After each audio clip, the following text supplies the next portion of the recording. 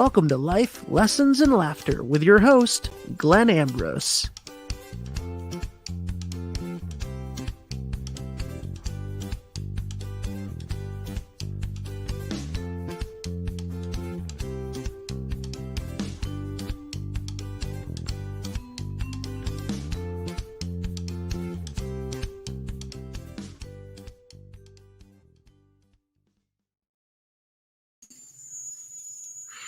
Hello, everybody. What's happening? Happy Monday. Happy Monday. Words I never thought I'd say in my previous life. So what's happening? Pop in, say hi. Let me know who's watching and from where.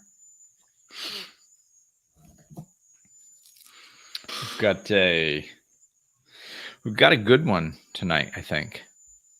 Well, I try not to do crappy ones, so maybe I could say that for everyone. Hey, Nicole. Oh, yeah, speaking of which, I just saw Facebook, so let me set my settings on this live.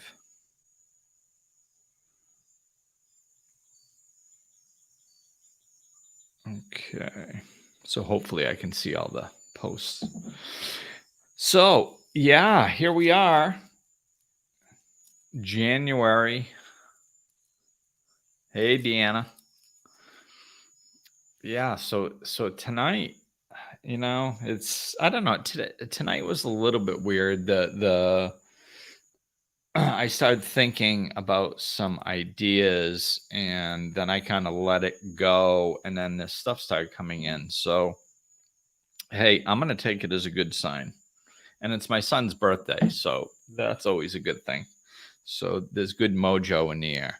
So we're going to take this as a good sign that this is going to be a Lulu.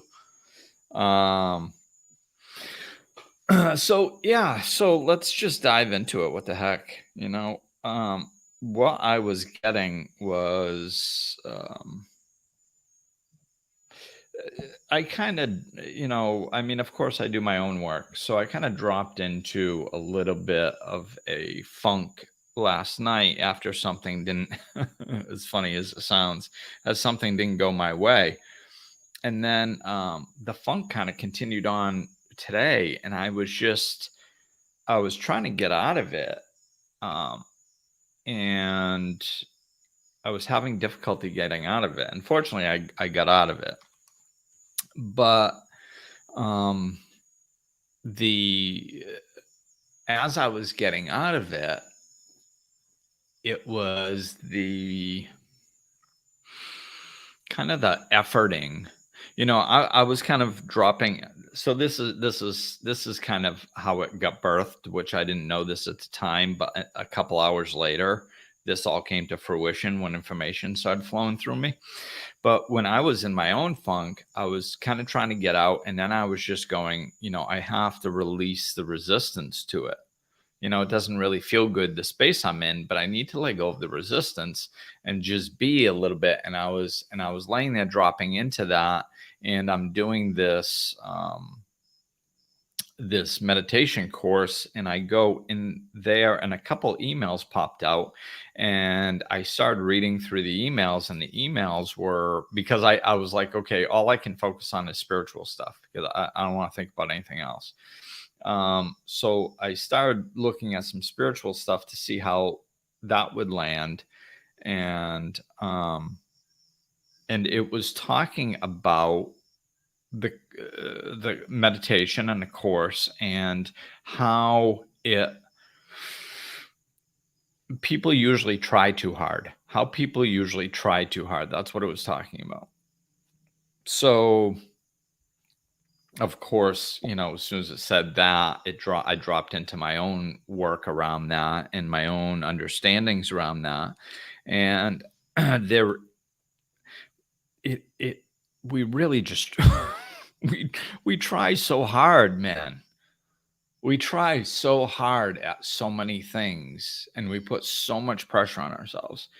And it's it's insane. And, I mean, I talk about the mentality that, you know, I say this a lot. Spiritual terms are non-efforting, so that it's not, spiritual terms are things like allow, forget, remember, open. So you can't go sit down and try to do one of those real hard. The harder you try to remember, the less likely you're going to remember. And then go try to forget. You think remembering's hard. Go try to forget. That's even harder.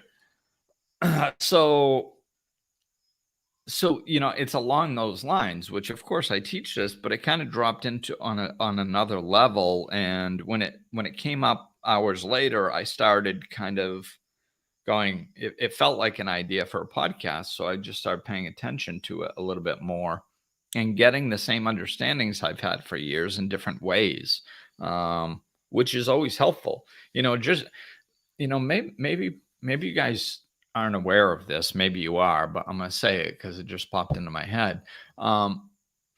Like I've been teaching, learning and teaching and deepening my comprehension for 18 years, over 18 years, 19 years, something.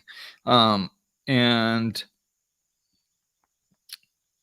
I always get things at a deeper level or a different way of phrasing things. It often comes that way.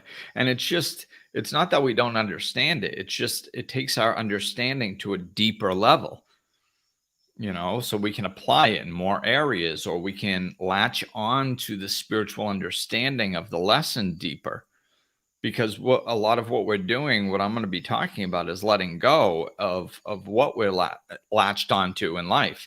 So now we have to, what are we going to latch onto? Well, we have to latch onto stuff that's healthier, stuff that's going to bring us a healthy life.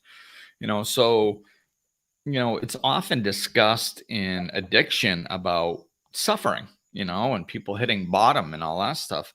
And it's the longer I am outside of the addiction circles, as far as like, I don't go to 12-step meetings, or, I don't participate in the 12-step program with other people the way it's laid out anymore.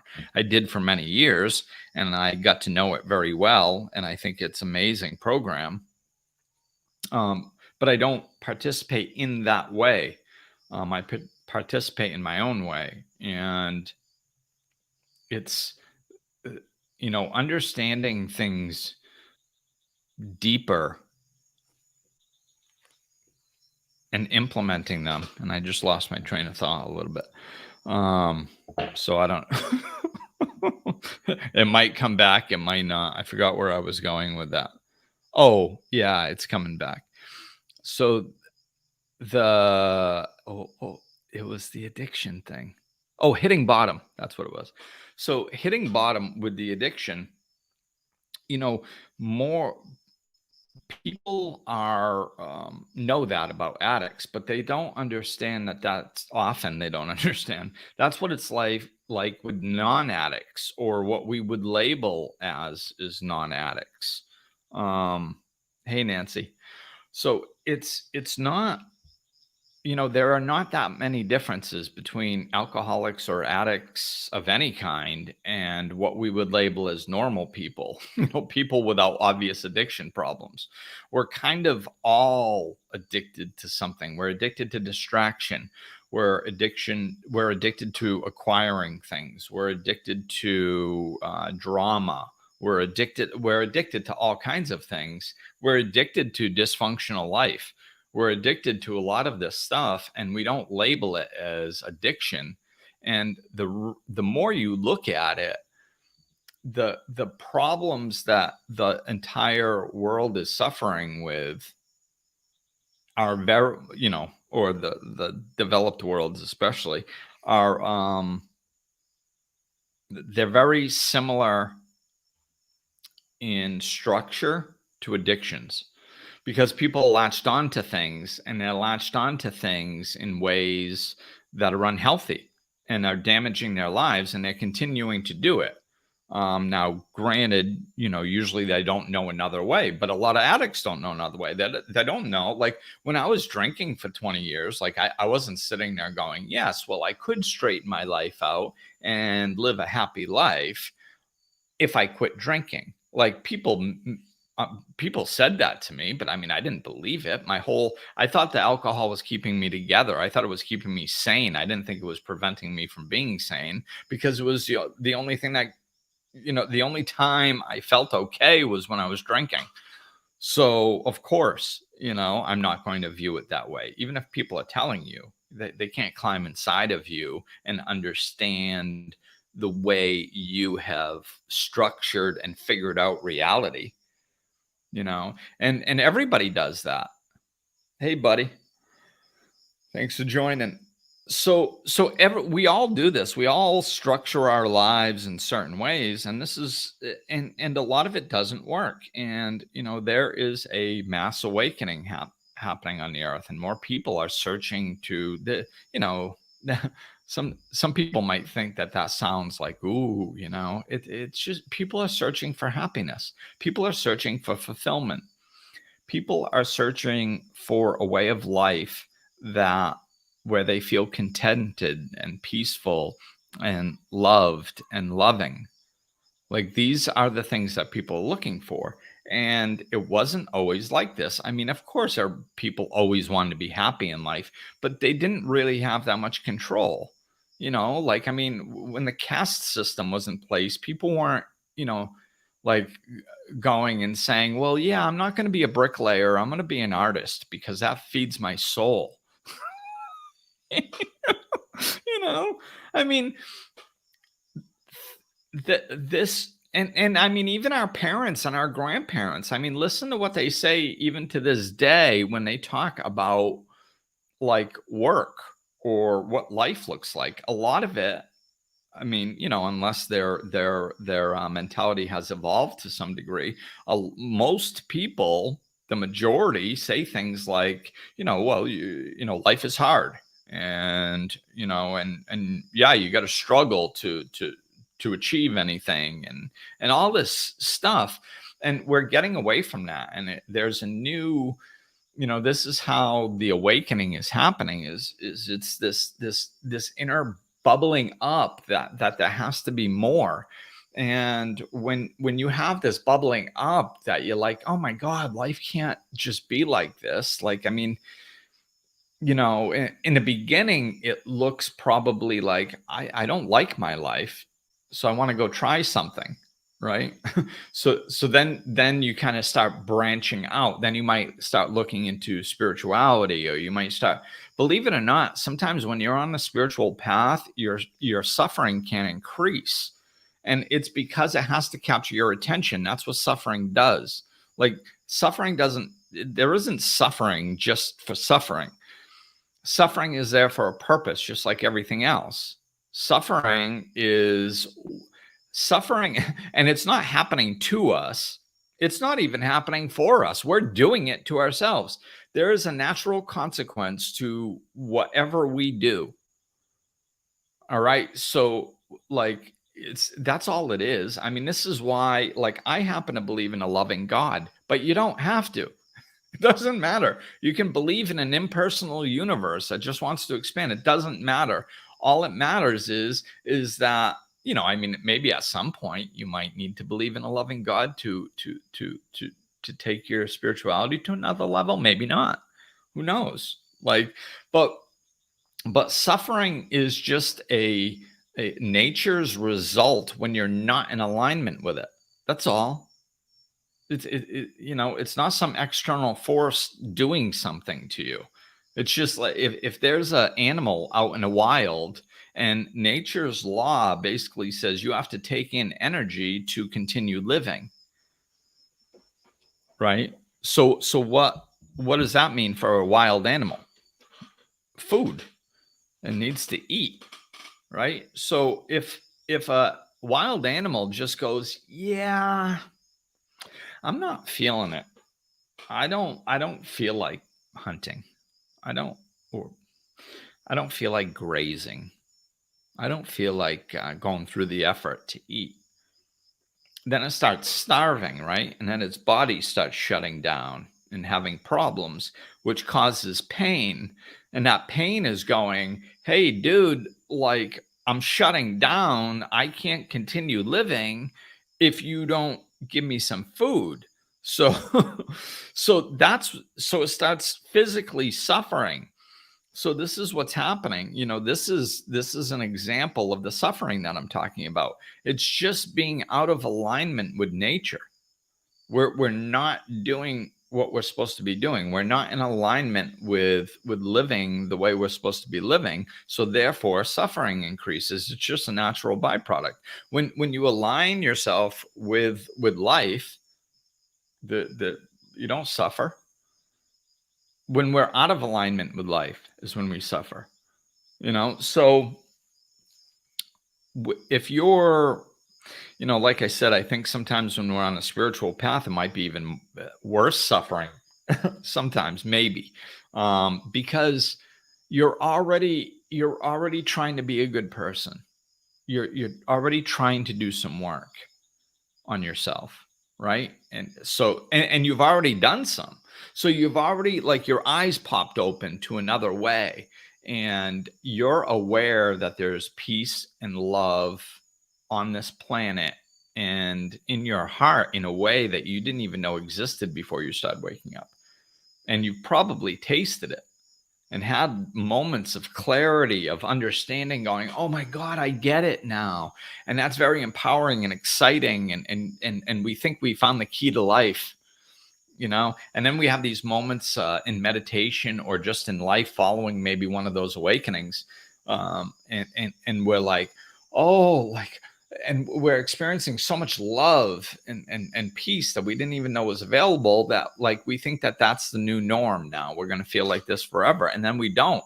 And we don't know what we're doing wrong. And then suffering starts. Hey, Sarah. So, and suffering starts, and we start suffering again. And sometimes that can be worse because we think we're doing everything, like when I've said this many times before. When I was drinking, like a snapshot of my life was like I was an alcoholic maniac for 20 years. And then, well, actually in that 20 years, like I didn't really try to play by the rules. I didn't really try to fit into society. I was doing my own thing. And then when I hit 30, I actually tried to fit in, like I cut back on the drinking. I got married. I had a kid. I bought a house, had a new car in the driveway, had started a business, subcontracting some personal training out. And, so I did everything society told me to do, and I was even more unhappy. And that was the beginning of my end, because I was like, oh my God, like I expected to be happy when I was an alcoholic maniac, because that's kind of built in, like, I mean, it's just that's just how it is. It's, I mean, you can't live a dysfunctional lifestyle that's obviously dysfunctional. At some point you kind of accept that there's a certain level of suffering in it. I mean, it's, you're not necessarily fully trying to avoid suffering when you're an alcoholic. You just use the booze for that, so it's so what I'm saying is, like, when you're suffering as an alcoholic, and then you pull yourself together and you're still suffering, you're like, well, wait a minute here. I tried it that way. Now I tried it this way. And as far as you know, there's only two ways, either with society or against society. You tried them both and there's no happiness. That's a big problem. Now you're like, does it even exist? That's how I was. So this can happen on our spiritual paths too. We start doing this stuff, and then all of a sudden we hit these pockets of suffering, and we're like, oh my God, is this actually, this suffering is like, I'm on a spiritual path. I'm not supposed to be suffering. You know what I mean? So then all of a sudden we can start feeling we can drop into the victim mode even more. I've done everything I could. I can't count how many times I've said this on the spiritual path. I've done everything that I could, and then eventually I always find a way to go deeper. So, of course, one of the reasons why I do what I do is because a lot of the things that I've learned, I learned the hard way. I still have a tendency to do that, I guess. So I'd like to share it with you guys. So hopefully it can be a little bit easier. So when you're suffering, and again, don't pay attention to these YouTube comments. I mean, the ones that are obviously good comments, yes, but these other things that are popping up, they're just spam. So don't worry about it. My point here is getting into I think that was enough pregame. Let's get on with the game. It's hey Melissa, thank you. The meat of what I'm talking about is that how do you know when you've suffered enough, or if you're suffering, what can you look for to try to stop? And what I was getting was I was seeing this, like, really when you're suffering enough, like if you're curled up in a ball suffering, right, and you just can't take it anymore, where do you almost naturally go to eventually? Like once you've really suffered enough, you start dropping into surrender, which here's another little tidbit. If you're in this place now or in the future,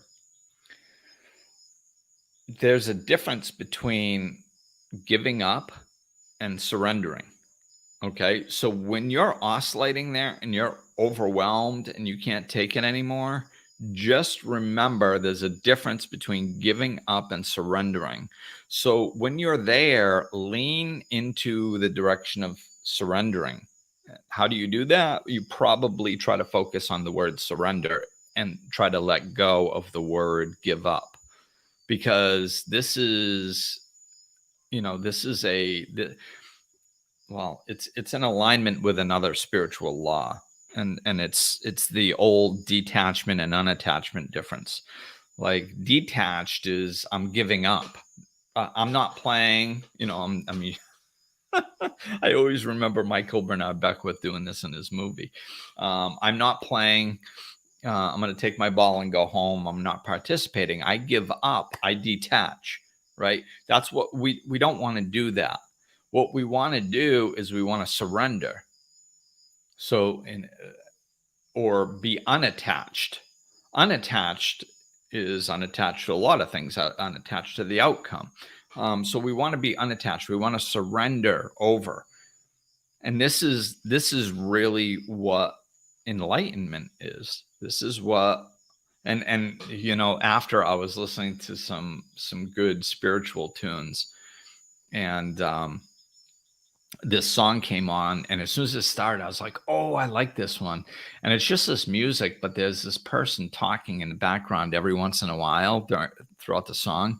And I like what they say. And this was where I was getting, I got like 2 or 3 different reinforcements. That's why I'm doing this topic. But that song came on, and it talks about, do you want to know what enlightenment is? And it's about letting go of everything, like detaching from everything. From what? Well, outcomes, the way things are, judgments. These are the things that we need to let go of. And when you're really suffering enough, this is how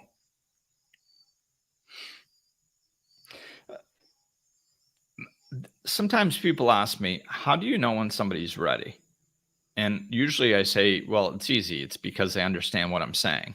And that's true. Okay. But this is along those lines. How do I know when somebody's really ready? Like when they've suffered enough, when they're right at that pocket of change, because sometimes they can be close to that pocket, and that's fine. I can still work with them. Right. But like when somebody's really, really ready is when basically everything that I'm saying, they're taking it in without questioning it. And why do they do that? It's because they've suffered enough.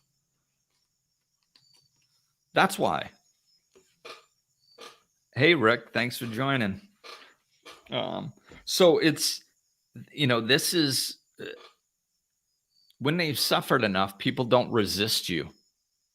When you're offering solution, people don't resist. Why? Because they've let go of their attachments. So I was sitting there and I was contemplating this, and I think I'm just going to rip through some of this stuff because I started jotting down notes, and it's like if you haven't suffered enough, you hang on to things. If you've suffered enough, you begin to let go of them. And some of these things are the acquisition of material things. The acquisition of them. Like we have material things. There's nothing wrong with material things. There's something wrong with our attachment to them. And there's something even bigger wrong with our attachment to the acquiring of these material things. Like they make us more than ourselves. So we start letting go of that. So these things, jobs that don't serve us, being right, these are things that people hold on to and make them suffer. And then as they've had enough suffering, you start seeing them let go of these things. They start letting go of these things when they've suffered enough. So if you're right there, you're suffering and you're like, I don't want to suffer anymore. Start letting go of this stuff. And when you hit a pocket of resistance, work through that. Otherwise, you're going to continue suffering. So this is, like being right. Okay, I'll use this for an example. So like when somebody is suffering, like let's say they're having a problem in their relationship, and they know they're right. And like you talk to them and you go, hey, maybe it's not that important if you're right. Somebody who hasn't suffered enough is not ready to let go. They will defend their right to suffer more. They will defend their right to be right instead of happy. So they'll be like, no, you don't understand, man. Like she did this and she did that. She did that. It's like, oh, okay. All right. Well, that's more important. Now you have that same conversation with somebody that has suffered enough. You go, well, do you really need to be right? Well, maybe not. Maybe we can just agree to disagree. Maybe maybe I can just be like, okay, she sees it like this. I need to accept that and stop trying to get her to admit I'm right or to think that I'm right. Maybe I can just accept her perspective as it is, and maybe she can accept mine and we can move on past this. Do you see how, like, once somebody has an open mind, like I think we used to like think this was a personality trait or something. And maybe it was at some point, but now with people awakening and so much change going on in the world, this is just what change looks like. When, so we hang on to these things. We hang on to relationships that don't serve us, romantic, friendships, family. We hang on to homes that no longer serve us.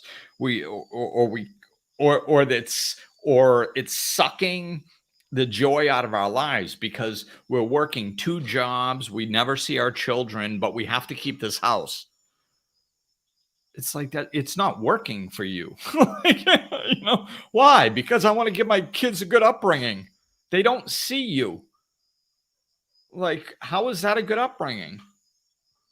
So even sentimental things, people, the more, if you're talking with somebody that's very spiritual and somebody that isn't spiritual at all, let's say, if you start talking to them about letting go of something sentimental, there's my confirmation bell. If you start talking about letting go of something sentimental, they're like, oh my God, I can't do that. That's ridiculous. Absolutely not. It's very, very important to me. Now you talk with somebody that suffered a lot and you go, well, maybe, that memory is inside of you. You're not going to lose that. Maybe it's just time to let go of this material reminder of that memory because, it's not serving you. You're paying $400 for a storage unit for your grandmother's furniture that you haven't used in 32 years. And you can't really afford the storage unit anymore. Maybe you should get rid of it. You'll still love your grandmother. You'll still have all the memories of her. You can even keep a thing or two. But, so when you start talking with people that have suffered enough, they start understanding that letting go can make sense and it doesn't make them less of themselves. Unconsciously, we think that if we let go of things, then we're going to be less than ourselves.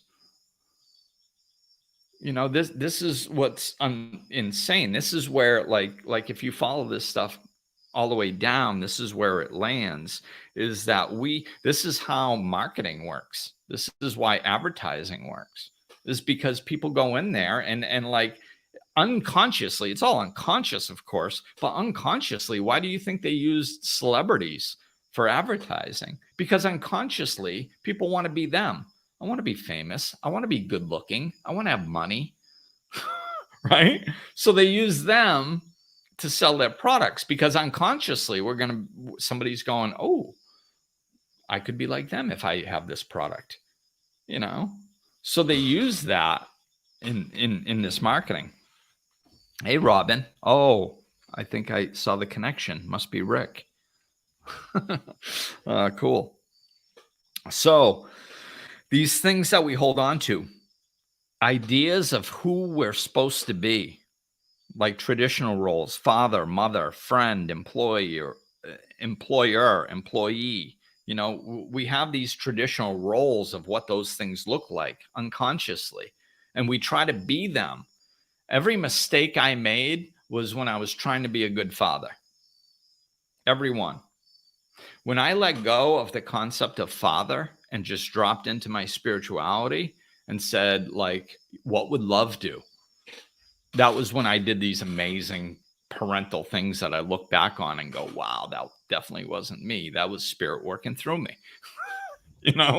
That was when I did the right things, when it was spontaneous and wasn't in alignment with some unconscious programming of what I thought a father was supposed to be.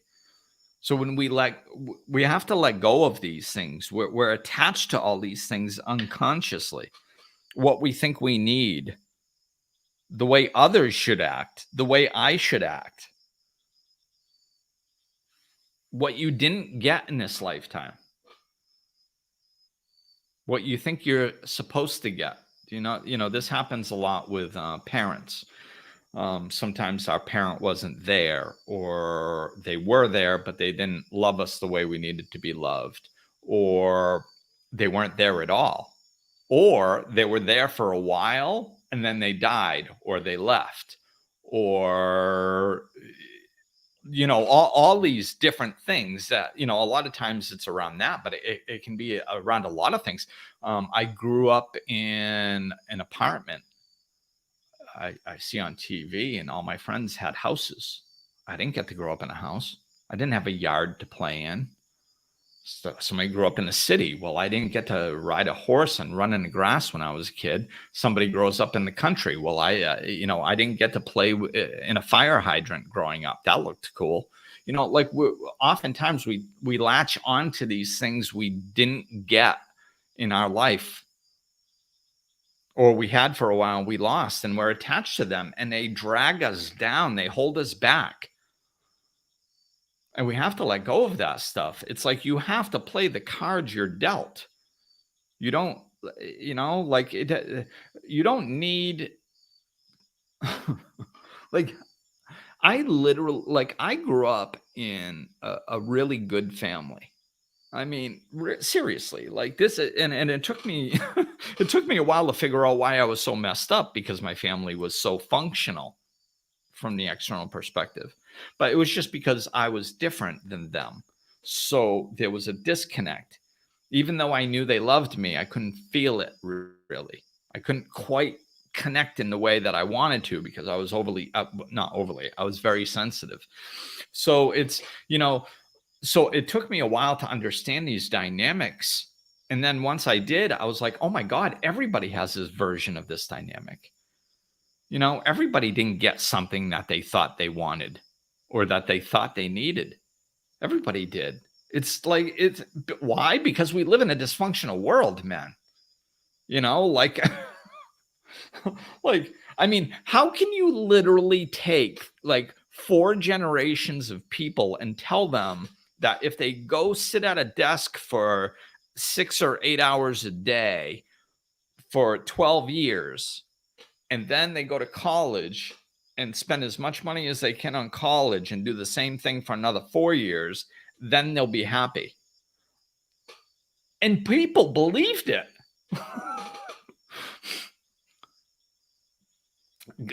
Some kids are still doing it today. I mean, that's absurd. It has nothing to do with happiness. And we're not robots. Like there's not an assembly line for happiness. Do this and do this and do this. And it looks the same for everyone. Like, so these things that we latch onto are not really, it's the unconsciousness is embedded in our society. Most people are unhappy. Most things we do in life, such as schooling, jobs, how we spend our time, all out of whack, dysfunctional. They don't actually achieve what we want to achieve because they're not in alignment with us. So this is all stuff that we're attached to. Let me see if there's anything else. Yeah. What you don't have, what you think you deserve. So this is all the stuff that we're attached to. Outcomes. Oh, if I work long enough, I'll get a promotion. I didn't get the promotion. That's crap. The amount of suffering that comes out of that. So once we really hit this pocket of suffering, when you're sitting there suffering, instead of dropping fully into the suffering, what you can do is start asking yourself an empowering question or empowering questions. So you can go, am I ready to let go of this? Because it's your attachment to it that's causing the suffering. You can take any one of these things. If I let go of the fact that, like, growing up, I grew up in a good family with nice people, but I didn't get what I need. Oh, so I got ripped off. I was that close, man. Like, I actually had the good family, but I couldn't feel it. Oh, what a burn. As soon as I let go of that, the suffering's gone. As soon as I accept, like, okay, that's just how it was. It's just, this is my growing edge. This is what I need to work through. Now, all of a sudden, it's not a hindrance. It's actually an asset. Like, I can go back. I can understand other people. I can have compassion for what other people are going through because I made peace with my own. So as soon as we let go of these things, jobs that don't serve us, we're attached to them. Go get a different one. Like, yeah. And most people can. Very few people is it impossible to change your career. Very few. But if you're still arguing with me, well, then you haven't suffered enough. Because eventually, once you've suffered enough, you let go. And you will. So start asking yourself, have I suffered enough? Am I willing to let go yet? Or is holding on to this stuff more important than my happiness? That's what it comes down to. When we start letting go of this stuff on a deep level, and I'm talking here, okay? And And I don't know if that's because that's what I'm supposed to be doing, or if that's because, like, as far as this is what people need to hear right now, or if I'm going to be going deeper a little bit further on. But I'm going with the flow with what's being fed through me, so we'll see. But when you start letting go of this stuff, you start finding out that you have everything that you need. You have everything that you need. I play worst case scenario with people all the time that are caught in fear. So if you have fear around something, right, follow it all the way through to its conclusion. So like when I was going to go start my business, Mateo had just moved in with me full time. So now I could get food stamps, which was good because I needed it. So I'm collecting food stamp. Now all of a sudden I finish my my life coaching certification. I got to start this business. I find this building that comes slapping into my lap. Now all of a sudden I have to double my rent payment for a business space and the living space above it. Like, fear came up, of course. What are you thinking, dude? You can't pay your bills now. Now you're going to come up with some hypothetical business plan and you're going to quit your job and go there. Like, come on, but like, so fear came up. So I had to follow it all the way through to its conclusion. Okay, Mateo just moved in with me. What's going to happen if this bails? And well, I'll move to a studio apartment. But my brain was like, well, that's not worst case scenario. Okay, well, then what if I can't? What if a homeless? Well, Mateo has friends. He's grown up in this city his whole life, and he's got friends and families that we've known that we can trust. So he could probably live at a friend's house for a couple weeks. I could sleep in my car, and then I could I could find a job doing something, and then I could get a studio apartment and we could live in that. And it's not about whether I want to experience that. Of course, I didn't want to be homeless, but it was like, if the worst thing happened, would I be able to handle it? I was like, yeah. I mean, I've been homeless and drunk before, homeless with my head on straight, with a kid to take care of, keeping me responsible and stuff. I think I'll find a way, So it's like, oh, okay, I'll find a way. So then I was able to let go of that fear and go ahead and do it. So you see, when this stuff creeps in, we have to be able to understand that we're going to be okay. We can let go of things that we didn't know we could let go of. Because if I'm sitting there, right, and I go and I'm just having a regular conversation and I go, okay, well, I have a 2-bedroom apartment in that I just moved to in the town where my son grew up, because I was in the town next to him, even though I was 5 minutes away. So when he moved in with me to keep him in the same school and sports systems, I needed to move a town over really quick. So I did that. Now I'm in this 2-bedroom apartment. It's nice. It serves us. And I'm going to risk that in order to start a business. Now, on the surface level, like, no, man, like, or if somebody said, hey, what if you lost your apartment? Oh my God, that would suck. That's where it is on the surface, because you're surfacely attached to it. But when you go below that, you start seeing like this stuff that we think is so important. It's not that important. Look at how many people lost their jobs and their businesses through COVID. I mean, people in the last 2 years have found ways to do things they never thought they could. And the ones that are leaning into it are actually finding better things. They're finding out, if we are forced to lose something, then on some level it wasn't working for us. Why would the universe that wants us to expand, or a loving God, have something that's perfect for us, that's fulfilling, that could give us the most peace, happiness, and love in our lives, and then just pull it for no apparent reason? No, we're either going to find a way to make it work, or we'll let go of it. One of the two. Either way, we're going to grow from it. And that's the point. We have to let go of holding on to everything. We hold on to everything like it's important. And basically nothing is. Nothing. There's nothing that's really important in this world except one another. That's it. Just love and one another. And when you drop into that pocket and you start living from there, what are you going to suffer over?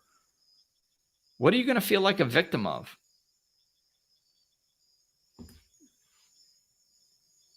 You know, what happens is you find out that you have everything that you need. You have everything you need.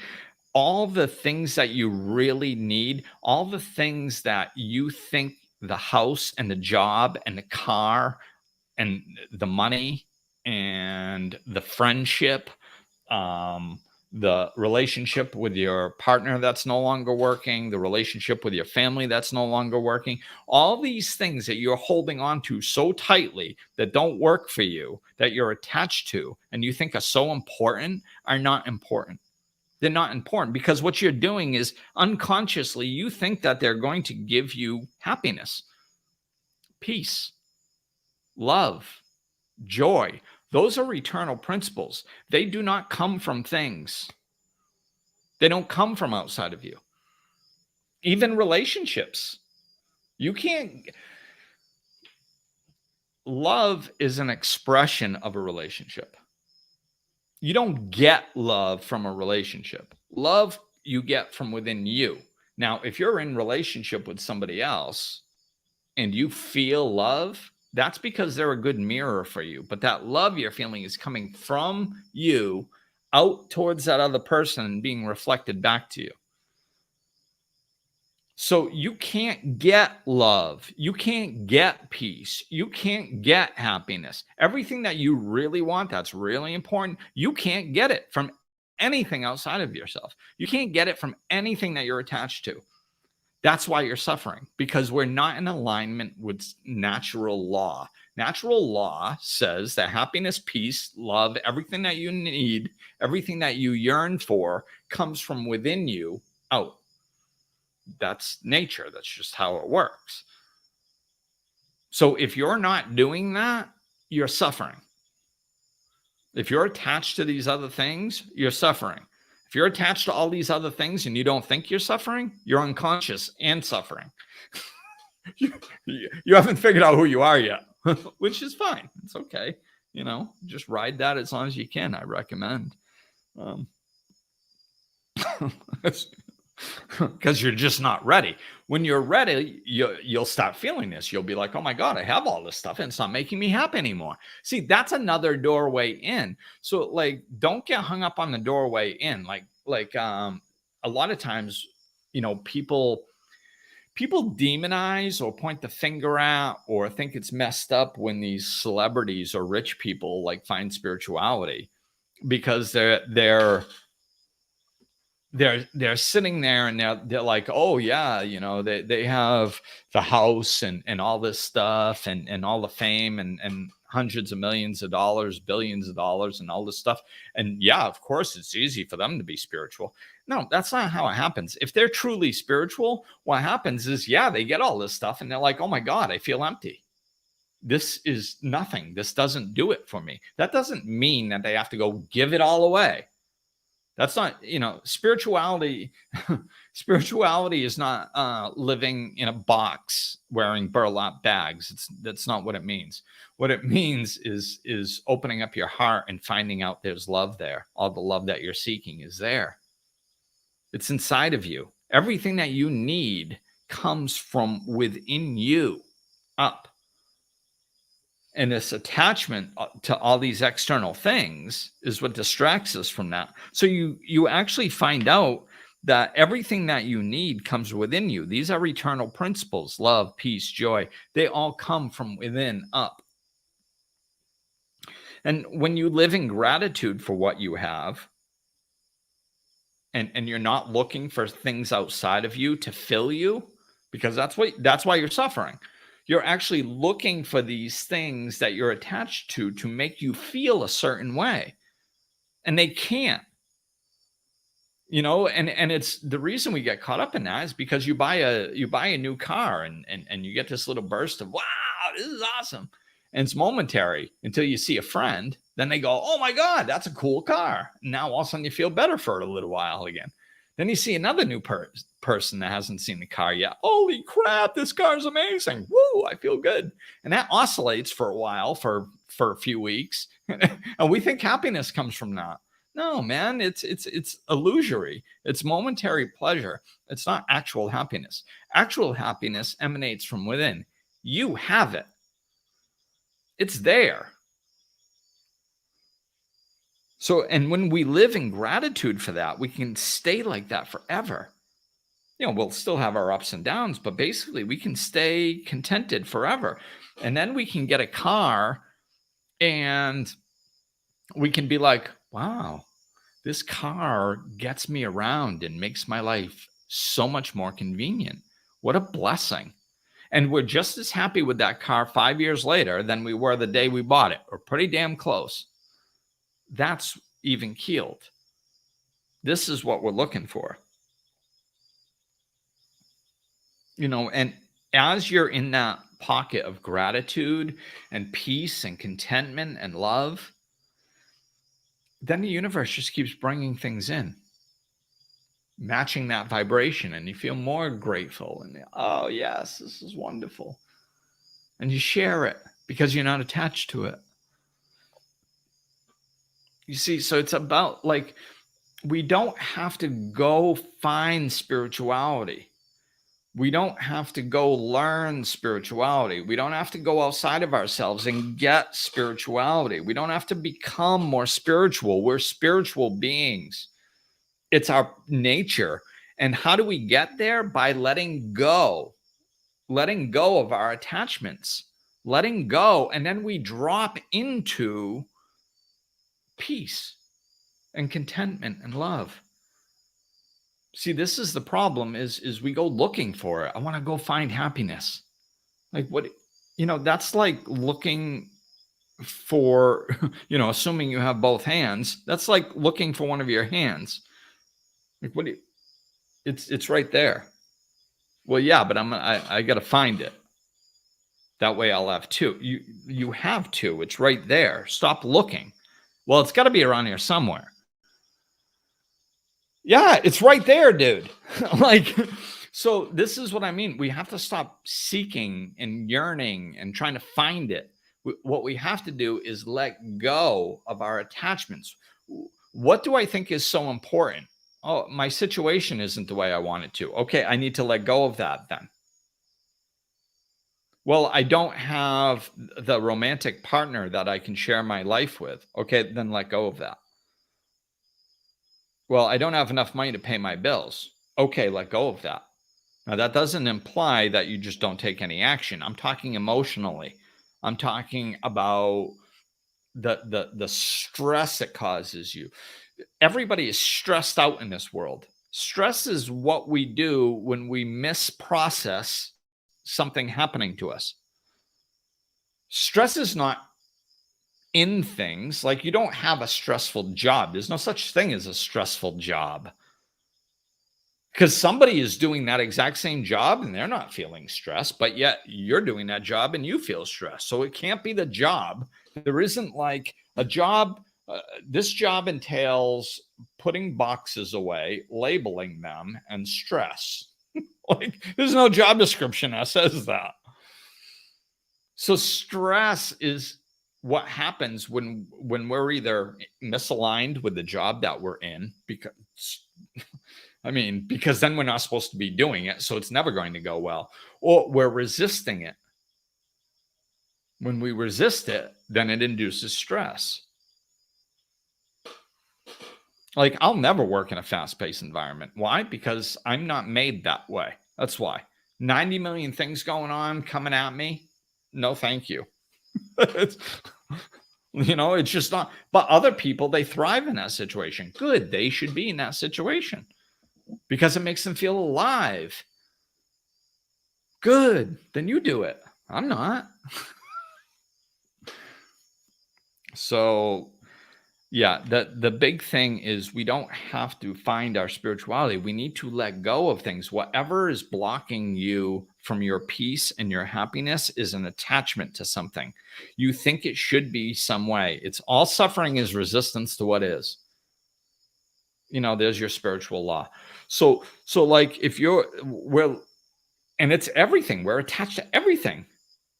Well, my Netflix freaking show didn't come on like I thought it was going to. Let it go. That's an attachment. Things aren't going the way you thought they would. That's an attachment. Like, see what I mean? It's everywhere. It's inundated in the way we think in every area. The grocery store had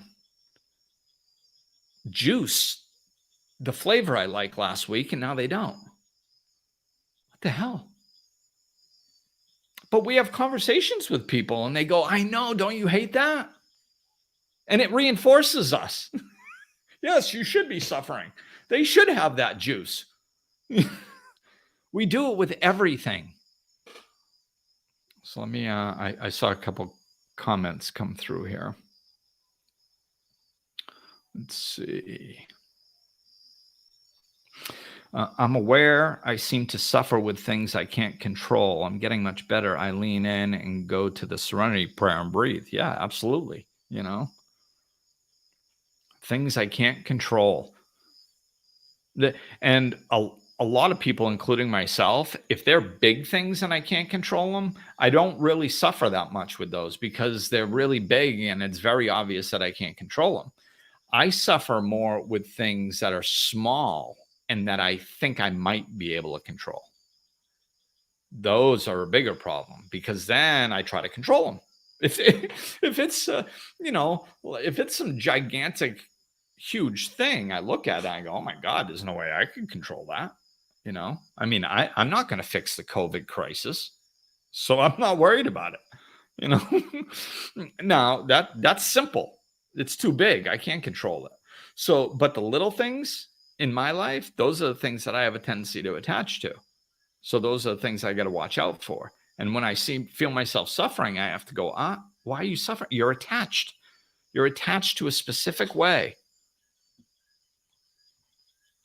Let's see. Yes, Nancy, the difference between surrendering and giving up. It's a big one. I've just experienced a deep depression because of a loss. I felt it and worked through it. And now I'm on the other side. Thank you for your guidance, Glenn. Yeah, I mean, this is it. Like it's, we can experience depression. We can experience pain. We can experience suffering.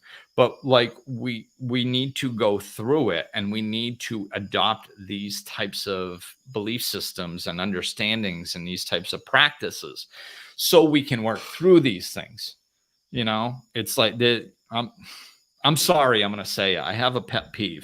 I have a pet peeve that every day there is 15 people on social media that post about how they miss their loved one that died 30 years ago and they think about them every day.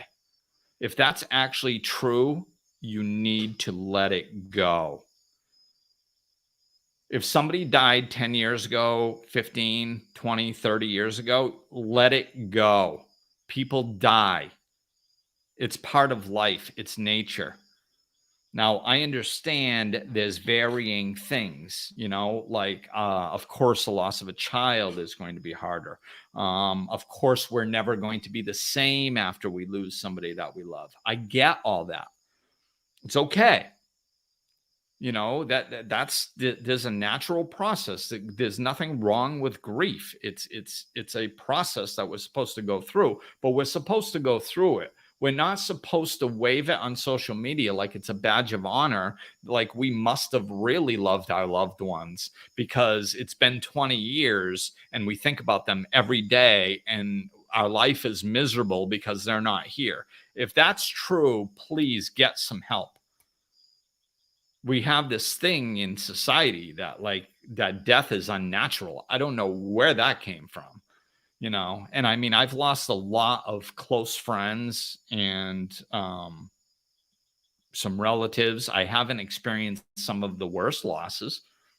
I know some people that have experienced worse losses than I have, but I've experienced a lot too. And it's just, work through it when you can. And if it's recent and it's really painful, then just don't listen too closely to what I'm saying right now because it's going to take a while. And the big losses that are really deep, like in the beginning, you can't think about like, oh, it's going to be okay 5 years from now or 10 years from now or 15. Like you can't see that far ahead. You're immersed in your guilt and not your guilt, your grief. So I understand that. And that's fine. Like I understand that. I understand the grieving process and that it's different for everybody and all that. I get all that. I'm just talking about the unnatural ways, the unhealthy ways, the ones, the people who are just hanging on to their grief because it makes them feel like they loved somebody. Like what would you do if the roles were reversed? That's how I usually try to get people to understand this. Like if you were the one that died, would you want to be sitting on the other side going, I hope they suffer every day of their lives until they die? And if they do that, then they'll prove to me that they really loved me. And I'm going to sit up here waiting. And if I catch them having a good time, I'm going to shove a lightning bolt up their ass. Of course not. Of course not. If you love somebody, you want them to be happy. We don't have to drag this shit around with us for 20, 30 years. Honor these people. And, the beautiful thing is I'm honestly seeing that more and more nowadays. I have seen lots of people on social media that have lost loved ones that honor their loved ones. Like it moves my heart. They honor them with love and peace and joy and remembrance and happiness. And it moves me. It moves me. So there's the other side of my pet peeve. When people honor their loved ones that have passed recently or over time and honor them with things like, thank you for being in my life. Things for like, I'm grateful. Things like that, for having them. All that stuff, Thich Nhat Hanh just passed. And, I'm always careful as to what I post with that stuff.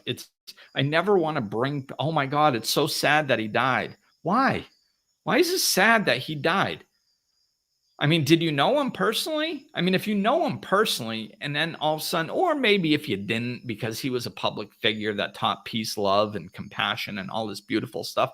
And do you want to feel a little sadness? All right. I mean, I can understand that. But it's not sad that he died. He was freaking 95. Like, what do you want from him? He dedicated his entire existence to love, and that's not enough. Like he's got to live 200 years, and then maybe he can go and rest. So let's let it go, man. Don't be so attached. Think things through. Does it make sense? Do I need to hold on to this?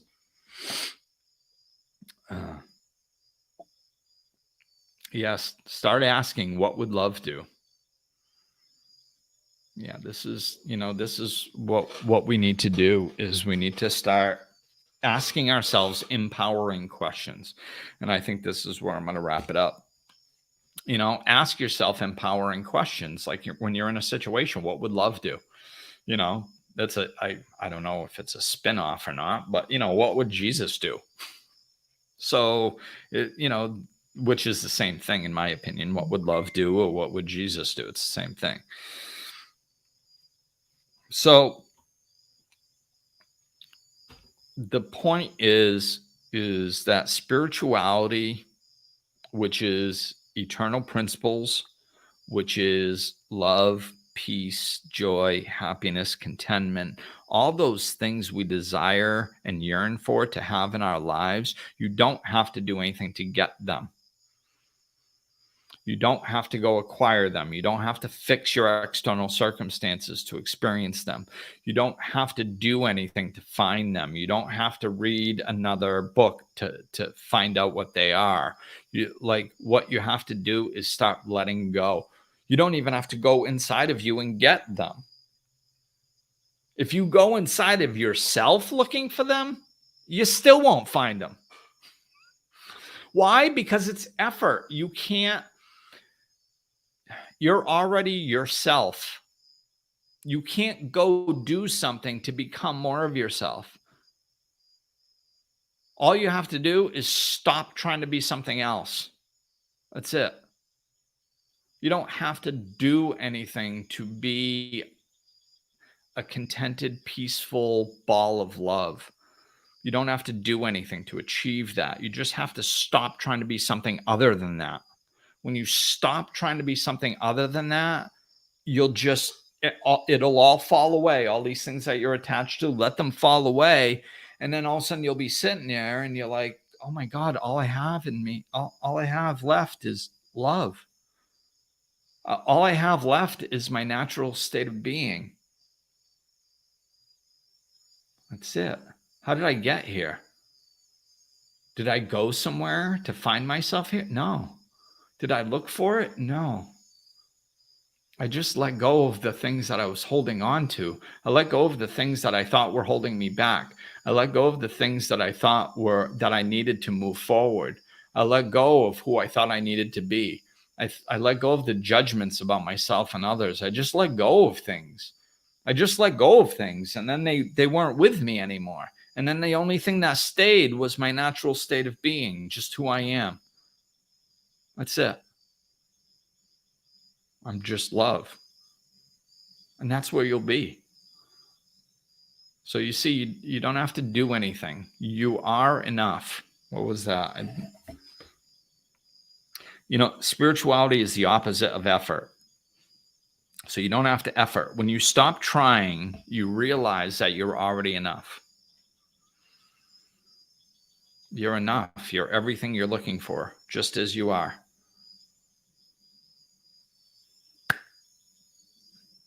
Hope that helps. Rick. Thank you, Glenn. Very helpful messages for the energies right now. There are many from all levels of consciousness who celebrate all the light work you're doing. Great job, eh? Thank you. Thank you, Rick. I appreciate that. Very kind of you.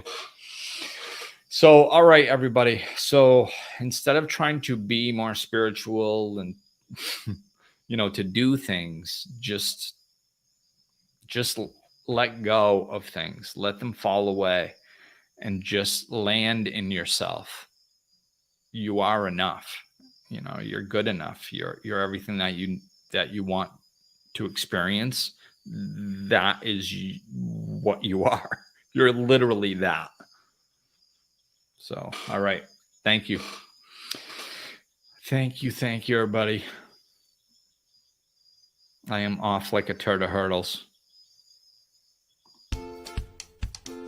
Looking for more? Check out over 200 episodes of Life Lessons and Laughter, or click the link in the description of this episode to connect with Glenn directly.